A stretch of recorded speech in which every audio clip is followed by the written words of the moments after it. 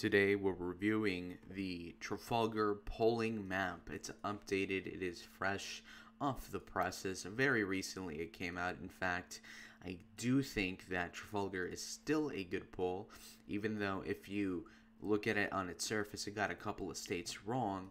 But keep in mind there is a lot of fraud, so let's go ahead and fill the Senate map to what it is currently. And as you can see right now, we do have a little bit of a majority going on, not too big of one, but that's what's going on here. So we did lose Arizona, unfortunately. As you can see, it's 50 to 48. If you look at the election that's most important here in Georgia, that's what we're going to be talking about in terms of Trafalgar. Okay, now let's look at the Georgia Senate runoff poll.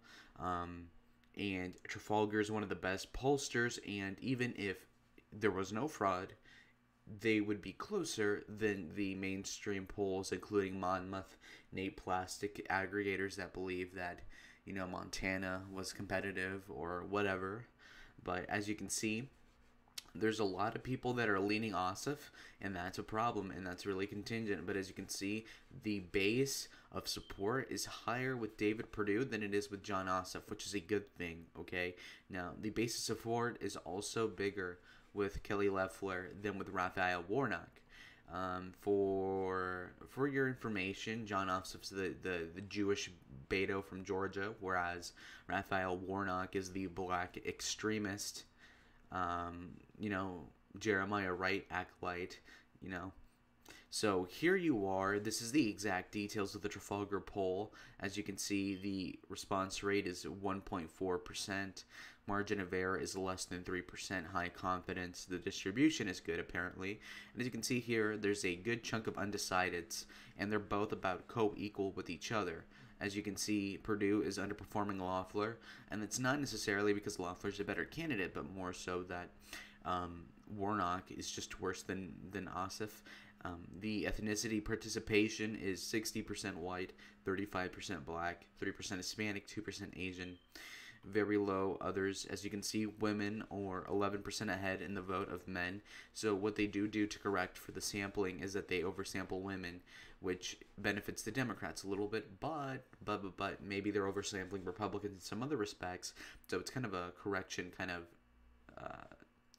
a corrector, if you know what I mean. So if you were to total with leans, Ossoff is winning with 0.7% of a lead over Perdue, but with about 5% undecided. Now, how will those undecideds go out? Who knows? It's really bizarre, this election. If you look at the Loeffler race, you can see that she is ahead by 4.9 with undecideds at 4.6, which would indicate, according to Trafalgar, that Loeffler would definitely win. Now, is that true? Well, there's one factor we have to look at. The big factor here would be if part of the Trump base will boycott the election. Now, a lot of people are threatening this. There's people like Lynn Wood, Sidney Powell, that are saying that we should not vote. Nick Fuentes says that we should not vote for the two candidates unless they come out and start supporting Trump very bigly. And to them, I say, that's retarded. I'm sorry. I know that Loeffler and Perdue should be more for Trump, but at the end of the day, do you want to keep the Senate or not is the question. Because when we look here, we are not in a good position. If you were to lose both of these two, we are kind of screwed because the vice president, hypothetically, would be Kamala Harris, and Kamala would be breaking the tie every time, wouldn't it? Also, we do have people such as Susan Collins to worry about, Lisa Murkowski to worry about. Then we have people like Joe Manchin who will flip to us at best. So it's not looking very good. In terms of other states besides Georgia, of course, maybe through the grace of God, we flip Michigan because of fraud, or McSally wins because of fraud, then we could fix this. But obviously, that's probably not going to happen, so we'll just keep it as is. Now, we will cover Real American Politics' reps. Real American, who's a YouTuber, one of my friends online, made a poll himself, so that's pretty good. As you can see, the pollster Survey USA, but he has the current race as of right now in here on this PDF file. As you can see, Ossoff is ahead of Perdue by 2% with 2% undecided. So that basically means that Ossoff is going to win guaranteed. if you were to look at the runoff between Warnock and Loeffler, you can see that Kelly Loeffler is behind Warnock by 3% undecided, which is obviously terrible. The Survey USA is god-awful, but this is what we're working with, by the way. As you can see here, the Georgia Senate runoff, unweighted, has Ossoff up by 2 against Perdue, but Purdue's winning by 4.14 if you weigh it according to Real American, and I trust Real American on most things. So, as you can see, if you weigh the poll according to Real American, you can have Perdue up by 4, and then if you were to look at the special runoff, you can see right here that unweighted, Warnock is ahead by 7, and weighed, Warnock is ahead by 0.4.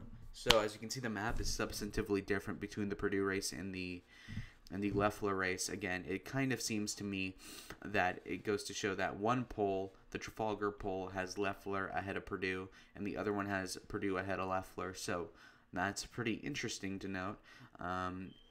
Right now, Real American has his Senate runoff, which is between Perdue and Ossoff, to be lean Republican, whereas he has the Loeffler and Warnock race as being a toss-up.